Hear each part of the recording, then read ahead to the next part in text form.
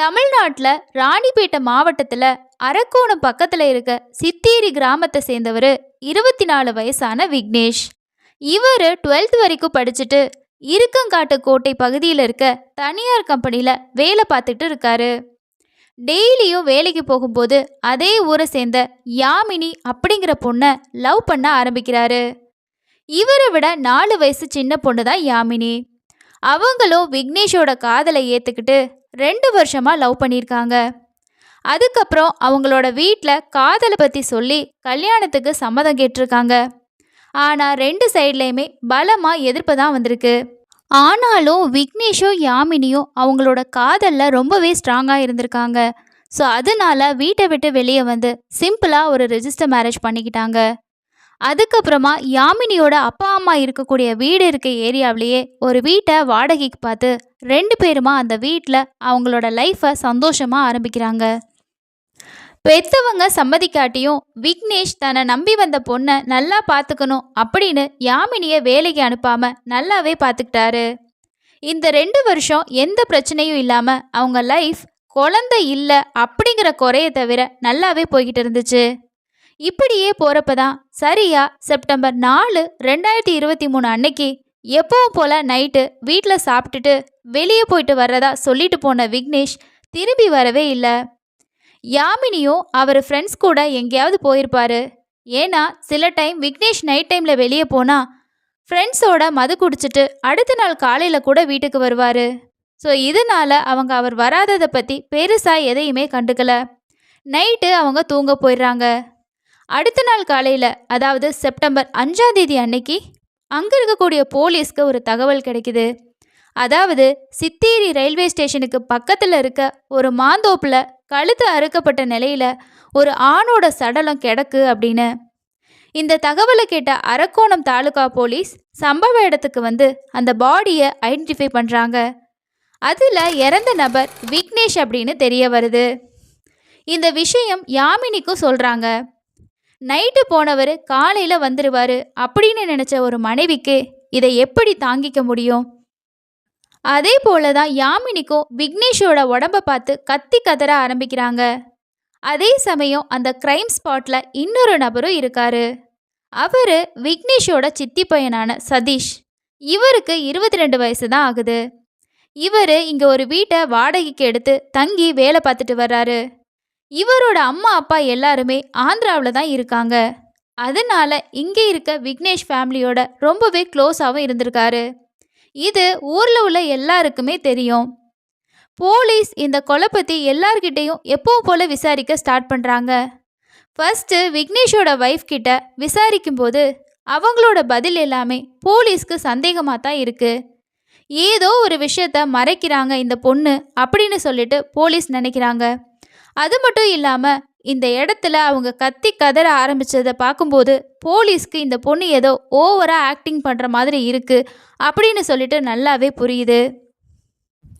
அதுக்கப்புறமா போலீஸ் ஊரில் இருக்கக்கூடியவங்க விக்னேஷோட சொந்தக்காரங்க அப்படின்னு சொல்லிட்டு இவங்க எல்லார்கிட்டையும் ரகசியமாக விசாரணையை தொடங்குறாங்க. அப்போ தான் ஒரு முக்கியமான தகவல் போலீஸ்க்கு கிடைக்குது. அதாவது சம்பவம் நடந்ததா சொல்லக்கூடிய செப்டம்பர் 4ஆம் தேதி நைட் அன்னைக்கு விக்னேஷ் கூட சதீஷையும் பார்த்ததா ஊரில் இருக்க நிறைய பேர் சொல்லியிருக்காங்க.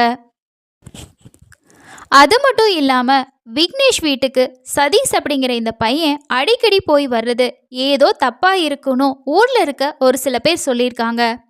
இதை கேட்ட போலீஸ் என்ன நினைக்கிறாங்க அப்படின்னா, நைட்டு சம்பவம் நடக்கும்போது சதீஷ் அப்படிங்கிறவன் விக்னேஷ் கூட இருந்தனால கண்டிப்பாக இந்த கொலையில் அவனுக்கும் சம்மந்தம் இருக்க வாய்ப்பு இருக்குது.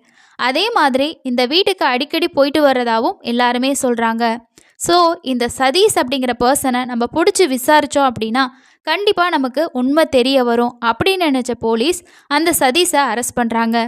அதுக்கப்புறமா அவங்களோட சிறப்பு விசாரணையை ஆரம்பிக்கிறாங்க. அதில் தான் போலீஸே எதிர்பார்க்காத ஏகப்பட்ட விஷயங்கள் வெளியே வருது. ஆந்திராவை சேர்ந்த சதீஷ் வேலை தேடி தான் தமிழ்நாட்டுக்கு வந்திருக்காரு. தன்னோட பெரியம்மா ஊரில் அவங்க மூலமாக வேலை தேடிக்கலாம் அப்படின்னு நினச்சி சித்தேரி கிராமத்தில் வீடு எடுத்து தங்கி வேலைக்கும் போயிருக்காரு. அப்போது விக்னேஷ் கூட ரொம்பவே க்ளோஸும் ஆயிருக்காரு. விக்னேஷ் என்ன நினைக்கிறாருன்னா, சதீஷ் தன்னோட தம்பி தானே அப்படின்னு நினச்சி அடிக்கடி அவரோட வீட்டுக்கு வர வச்சு சாப்பாடும் கொடுத்துருக்காரு. ஆரம்பத்துல விக்னேஷ் கல்யாணம் பண்ணும்போது நல்லா தான் இருந்திருக்காரு. ஆனா போக போக அவர் மதுவுக்கும் போதைப்பொருள் பயன்படுத்துறதுக்கும் அடிமையாகியிருக்காரு. டெய்லியுமே நைட்டு போதையில தான் வீட்டுக்கு வரவும் ஆரம்பிச்சிருக்காரு. இதை பார்த்த யாமினிக்கு இவரோட வாழ்றதே பிடிக்காம தான் இருந்திருக்கு. அந்த சமயத்துல தான் சதீஷ் அப்படிங்கிற இந்த பையன் வீட்டுக்கு வர ஆரம்பிக்கையும் அவங்களுக்கு இந்த சதீஷ் மேல ஒரு இன்ட்ரெஸ்ட் வர ஆரம்பிக்குது. இதை கவனிச்ச சதீஷும் யாமினி தனக்கு அண்ணி அப்படின்னு கூட நினைக்காம அவங்கள இம்ப்ரெஸ் பண்ற மாதிரி பேசவும் ஆரம்பிச்சிருக்காரு. அதனால அடிக்கடி விக்னேஷ் வேலைக்கு போனதுக்கு அப்புறமா வீட்டுக்கு ரெகுலரா வரவும் ஆரம்பிச்சிருக்காரு. தன்னோட காதல் கணவரை மறந்த யாமினியும் சதீஷ் கூட ரொம்ப நெருங்கி பழக ஆரம்பிக்கிறாங்க. அதுக்கப்புறமா தன்னோட கணவர் இல்லாத நேரமா பார்த்து சதீஷ் கூட பாலியல் ரீதியான உறவு வைக்கவும் ஆரம்பிக்கிறாங்க. இது எதுவுமே தெரியாத விக்னேஷ், தம்பி தானே வீட்டுக்கு வர்றான், இங்க அவனுக்கு நம்மளை விட்டா வேற யார் இருக்கா அப்படின்னு சொல்லி பெருந்தன்மையா இருந்திருக்காரு. இதை சதீஷ் நல்லாவே யூஸ் பண்ணிக்கிட்டாரு. அது மட்டும் இல்லாமல் அக்கம் பக்கம் இருக்கிறவங்க இந்த சதீஷ் அப்படிங்கிற பையன் அடிக்கடி வீட்டுக்கு விக்னேஷ் இல்லாமல் வந்துட்டு போகிறத பார்த்துட்டு விக்னேஷ் கிட்ட இந்த விஷயத்த சொல்லியிருக்காங்க. ஆனால் விக்னேஷ் என்ன சொல்லியிருக்காருன்னா, அவன் என்னோட தம்பி, ஸோ அதனால அவன் இங்கே யாருமே இல்லைன்றதுக்காக எங்கள் வீட்டுக்கு வருவான், ஸோ இதை ஒரு பெரிய விஷயமா எடுத்துக்க வேணாம் அப்படின்னு சொல்லிட்டு அக்கம் பக்கம் இருக்க எல்லாத்துக்கிட்டையுமே சமாளிச்சிருக்காரு. இன்னொரு பக்கம் யாமினி நைட் டைமில் கூட சதீஷ் கூட உறவு வைக்கவும் ஆரம்பிக்கிறாங்க. இதுக்காகவே சதீஷ் ஈவினிங் டைமில் விக்னேஷ் கூட போய் நல்லா குடிக்க வச்சுட்டு வீட்டுக்கு கூட்டிகிட்டு வராரு. ஃபுல்லாக போதையில் இருக்க விக்னேஷ் தூங்கினதுக்கு அப்புறமா இவங்க 2 பேரும் உல்லாசமாக இருக்கவும் ஆரம்பிச்சிருக்காங்க. இப்படியே இவங்களோட இல்லீகல் ரிலேஷன்ஷிப் காலையில் விக்னேஷ் வேலைக்கு போனதுக்கு அப்புறமாவும் நைட் டைமில் விக்னேஷ் போதையில் இருக்கும்போதும் இப்படியே கண்டினியூ பண்ணிட்டு இருந்திருக்காங்க. ஆனால் யாமினி மனசுக்குள்ள ஒரு பயம் இருந்துக்கிட்டே தான் இருக்குது. தன்னோட கணவர் நான் சதீஷ் கூட இருக்கதை தெரிஞ்சுக்கிட்டா அடுத்து என்ன செய்வார் அப்படின்னு நினச்ச யாமினி இந்த விஷயத்த சதீஷ்கிட்டேயும் சொல்கிறாங்க. யாமினி சொன்ன விஷயத்தை கேட்ட சதீஷ்க்கும் கொஞ்சமாக பயம் வர ஆரம்பிக்குது. ஸோ என்னதான் அண்ணனுக்கு தெரியாமல் நம்ம இதை மெயின்டைன் பண்ணாலும் கண்டிப்பாக என்றைக்காவது ஒரு சமயத்தில் தெரிய வந்துருச்சு அப்படின்னா நம்ம யாமினி கூட ஒன்றா இருக்க முடியாமல் போயிருமோ அப்படின்னு சொல்லிட்டு 2 பேரும் இதுக்கான சொல்யூஷனை யோசிக்க ஆரம்பிக்கிறாங்க. அப்போ யாமினி என்ன சொல்கிறாங்க அப்படின்னா, விக்கி உயிரோடு இருந்தால் நம்ம 2 பேருமே சந்தோஷமாக இருக்க முடியாது, ஸோ அதனால அவனை கொலை பண்ணிடலாம் அப்படின்னு சொல்கிறாங்க. ஃபர்ஸ்ட்டு யாமினி சொன்னதை கேட்ட சதீஷ்க்கு அதிர்ச்சியாக இருந்தாலும் யாமினி மேலே இருந்த காம ஆசையால் அண்ணனை கொலை பண்ண ஒத்துக்கிறாரு. அதுக்கு அடுத்ததாக எப்போ எப்படி கொலை பண்ணுறது அப்படின்ற பிளானை போடுறாங்க. இவங்களோட பிளான் படி செப்டம்பர் 5ஆம் தேதி விக்னேஷோட பர்த்டே.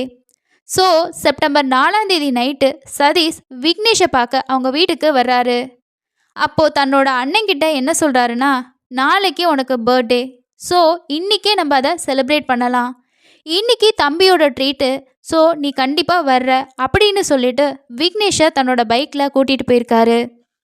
வீட்டிலேருந்து ஒன்றா பைக்கில் கிளம்புன 2 பேரும் பாருக்கு போயிட்டு மது வாங்கிக்கிட்டு ரயில்வே ஸ்டேஷனுக்கு பக்கத்தில் இருக்கக்கூடிய ஒரு மாந்தோப்பு பக்கமாக குடிக்கிறதுக்காக போகிறாங்க. அங்கே போயிட்டு உட்காந்து 2 பேரும் சேர்ந்து குடிக்கவும் ஆரம்பிக்கிறாங்க.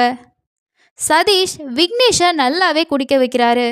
அதுக்கப்புறமா தன்னோட அண்ணனான விக்னேஷ்கிட்ட என்ன சொல்கிறாரு அப்படின்னா, உன்னோட பர்த்டேக்கு தம்பி ஒரு ஸ்பெஷல் கிஃப்ட் வாங்கி வச்சுருக்கேன் அப்படின்னு சொல்கிறாரு. இந்த ஸ்பெஷல் கிஃப்டை பார்த்தா நீ ரொம்பவே ஆச்சரியப்பட்டுருவ, ஸோ அதனால உன்னோட கண்ணை நான் கருப்பு துணியால் கட்டிடுறேன் அப்படின்னு சொல்லிட்டு தான் ஏற்கனவே கொண்டு வந்திருந்த ஒரு கருப்பு கலர் துணியை எடுத்து அவரோட கண்ணை கட்டி விடுறாரு. இந்த சமயத்தில் தன்னோட தம்பி தனக்கு பெரிய ஒரு கிஃப்ட்டை தரப்போகிறான் அப்படின்னு நினச்ச விக்னேஷ் ஆசையாக உட்காந்து சிரிச்சுக்கிட்டே இருக்காரு. ஆனால் அவருக்கு ஒரு விஷயம் தெரியல, தன்னோட தம்பி தன்னை கொலை பண்ண போகிறான் அப்படின்னு சொல்லிட்டு. சதீஷ் தன்னோட வண்டியில் மறைச்சு வச்சிருந்த கத்தியை எடுத்து விக்னேஷோட கழுத்தை அறுக்க ஆரம்பிக்கிறாரு. இதை எதிர்பார்க்காத விக்னேஷ் சம்பவ இடத்துலையே துடிச்சு இறந்தும் போகிறாரு. விக்னேஷ் இறந்ததை உறுதிப்படுத்தினதுக்கு அப்புறமா சதீஷ் அந்த இடத்துலேருந்து உடனே தன்னோட பைக்கை எடுத்துக்கிட்டு கிளம்பிடுறாரு. அதுக்கப்புறம் கொஞ்ச நேரத்தில் தன்னோட காதலியான அண்ணிக்கு கால் பண்ணி அண்ணனோட கதை க்ளோஸ் ஆயிடுச்சு, இனிமே நம்ம சந்தோஷமாக இருக்கலாம் அப்படின்ற விஷயத்த ஃபோன் பண்ணி சொல்லியிருக்காரு. இதை கேட்ட யாமினிக்கு, அப்பா இனிமே விக்னேஷோட கதை ஒரு வழியாக முடிஞ்சிருச்சு அப்படின்னு நினச்சி ரொம்பவே சந்தோஷமாக இருந்திருக்காங்க. இதுதான் சதீஷ் போலீஸ்கிட்ட கொடுத்த ஸ்டேட்மெண்ட். இதில் ரொம்ப கொடூரமான விஷயம் என்ன அப்படின்னா, கணவரை கொலை பண்ண பிளான் போட்ட யாமினி கொலை பண்ணுறதுக்கான கத்தியையும் சதீஷ் வீட்டிலேருந்து கிளம்பும் போதே கொடுத்து அனுப்பியிருக்காங்க. இதை கேட்ட போலீஸ்க்கு இப்படியும் பொண்ணுங்க இருப்பாங்களா அப்படின்ற மாதிரி இருந்திருக்கு. போலீஸோட விசாரணையில் சதீஷ் தன்னோட அண்ணனான விக்னேஷை கொலை பண்ணதை ஒத்துக்கிறாரு. ஸோ யாருக்காக கொலை பண்ணாரு, யார் இந்த பிளானை போட்டு கொடுத்தாங்க அப்படின்ற உண்மையுமே அவரோட ஸ்டேட்மெண்ட்டில் இருக்குது. ஸோ இதுக்கப்புறமா யாமினியையும் அரெஸ்ட் பண்ணி 2 பேரையும் கோர்ட்டில் ஆஜர் பண்ணுறாங்க. அதுக்கப்புறமா 2 பேரும் தனித்தனியாக சிறையில் அடைக்கப்படுறாங்க. இந்த கேஸ் இன்னமும் நடந்துக்கிட்டு தான் இருக்குது.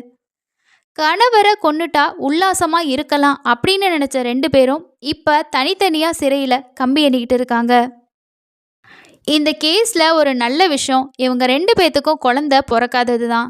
சப்போஸ் குழந்தை பிறந்திருந்தாங்க அப்படின்னா அவங்களோட எதிர்காலமே கேள்விக்குறியாகி இருக்கும். இந்த சம்பவத்தில் தன்னோட மனைவியாகட்டும் தம்பியாகட்டும் தனக்கு உண்மையாக தான் இருக்காங்க அப்படின்னு சொல்லி நம்பினது தான் விக்னேஷ் செஞ்ச பெரிய தப்பு.